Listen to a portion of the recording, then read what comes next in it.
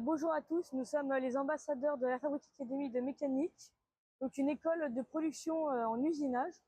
Donc nous nous retrouvons actuellement en plein cœur de Villefranche, un centre urbain avec beaucoup de passages.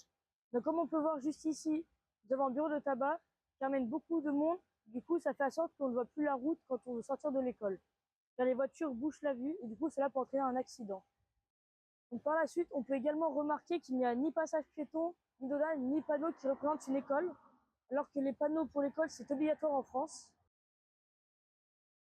Pour reprendre ce que disait Gabin, nous avons été témoins d'un accident qui a eu devant notre établissement à la fabrique. Une voiture n'a pas respecté le stop et a renversé un cycliste. Ça pourrait arriver à n'importe quelle personne ou un élève de l'établissement. Les ambassadeurs et le reste de la classe avons discuté des projets d'aménagement afin de rendre la mobilité plus sûre autour de notre lycée. Nos actions, nous les avons présentées ensuite à Monsieur Cali, le responsable adjoint à la sécurité de Villefranche-sur-Saône. En action, nous avons proposé de rajouter un passage piéton en face de notre école. Vous pouvez voir ici qu'il n'y en a pas de présent. Nous avons aussi proposé de rajouter le panneau annonçant une école, car cette mesure est obligatoire en plus en France. On pourrait l'installer par exemple ici.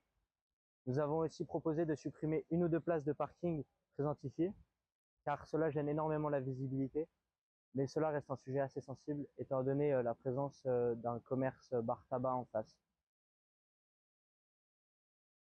Suite à mon camarade qui vous avait dit ce que nous avons proposé à Monsieur Cali, nous avons reçu des confirmations.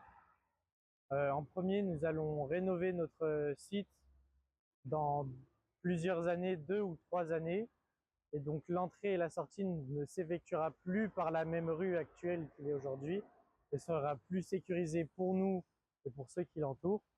Et en second, tous les aménagements que nous lui avons proposés, c'est-à-dire un passage piéton, un dodane et un radar pédagogique, comme on peut le voir, n'ont pas été faits car cela prend du temps et de l'argent. Donc nous avons recontacté Monsieur Cali le 18 septembre, mais nous n'avons encore pas reçu de nouvelles.